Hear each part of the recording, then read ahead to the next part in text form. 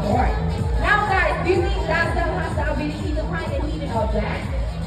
If it's yes, then say, you can do it, Dazzle.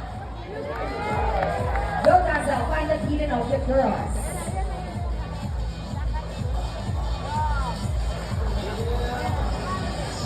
And she found it! That must be Dazzle, the winner of her. Now, for next featured birds are just like any married couple. Monogamous, meaning they will be partners for life. Pretty romantic, right? But, as any couple will ask in a relationship, there will always be battles. Meet Sassy and Rocky are beautiful pair of green mahawk. And today, they will battle now to see who's the best in a basketball game. But before we start this battle, I'll be dividing you into two groups.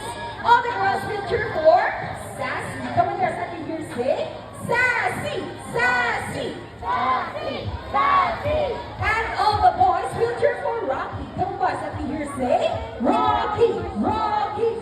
Rocky, Rocky. All right, birds ready, trainers ready, set, go! Here's Rocco's first ball, followed only by Sassy. Another ball from Rocky, and followed again by Sassy. And it's a tie. One last ball, Rocky wins! What a close game. What can you say about the trainer, Rochelle? You guys lose this time. Hold it, we want another race. Oh, she wants another race, Trainer John? Are you sure about that? Do you want Sassy to lose again? I guarantee you that Sassy will win.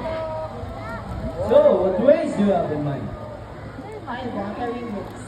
And what is the ring race? The first bird